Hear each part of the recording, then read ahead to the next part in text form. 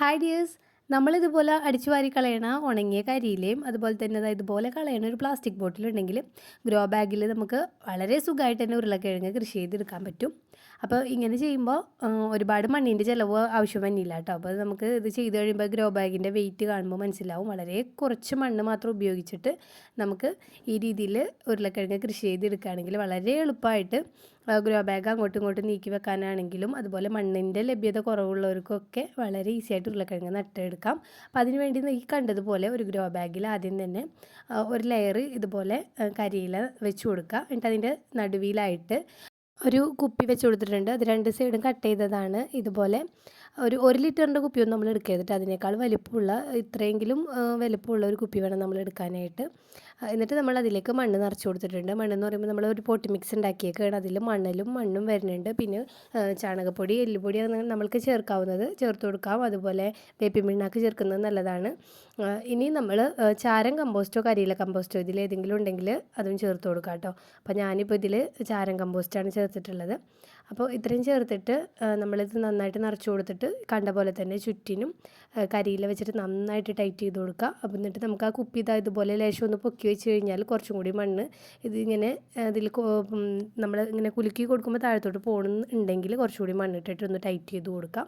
അപ്പോൾ ഇത് സെറ്റായിട്ടുണ്ട്. ഇതുപോലെ നമുക്കിത് വലിച്ചൂരി എടുത്ത് കഴിഞ്ഞിട്ടുണ്ടെങ്കിൽ ഈ സെയിം നമ്മളുണ്ടാക്കിയ പോട്ടി മിക്സ് വെച്ചിട്ട് തന്നെ ഒരു ചെറിയൊരു ലെയർ പോലെ ഈ ഒരു കരിയില കവർ ചെയ്യുന്ന രീതിയിൽ ഇട്ട് കൊടുക്കാം.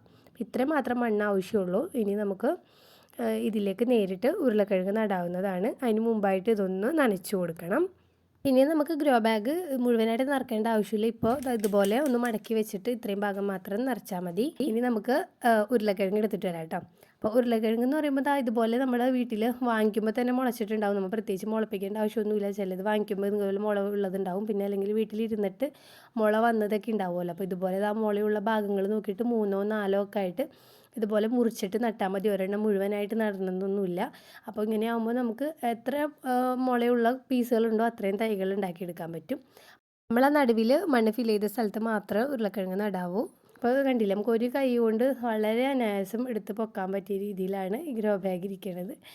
ഇനി നമ്മൾ ആ രീതിയിൽ നട്ട ഉരുളക്കിഴങ്ങാണ്. ഇത് കുറേ ദിവസങ്ങൾക്ക് ശേഷം ഇതുപോലെ വളർന്നു വന്നിട്ടുണ്ട്.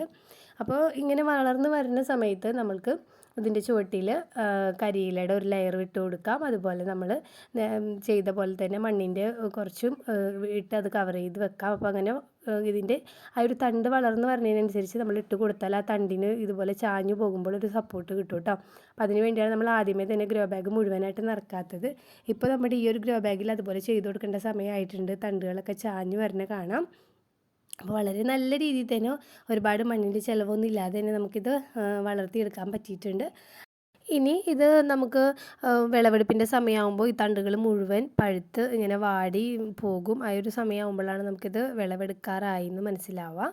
അപ്പോൾ ഇനി മണ്ണ് ഇല്ലാത്തവരും ആയാലും അതുപോലെ ചെറിയ സ്ഥലത്തൊക്കെ താമസിക്കുന്നവരായാലും ഇതൊന്ന് ട്രൈ ചെയ്ത് നോക്കൂ കേട്ടോ. കരിയില കിട്ടുന്നുണ്ടെങ്കിൽ നമുക്ക് എളുപ്പത്തിൽ ചെയ്യാവുന്നതാണ്. അപ്പോൾ എല്ലാവരും ടെറസിൽ എവിടെയാണെന്ന് വെച്ചാൽ പോയി വേഗം കരിയില തപ്പിക്കോ. അടിപൊളിയായിട്ട് ഉരുളക്കിഴങ്ങ് കൃഷി ചെയ്യാം. അപ്പോൾ പുതിയൊരു വീഡിയോ ആയിട്ട് കാണാം. അതുവരേക്കും bye bye from Safees home diary.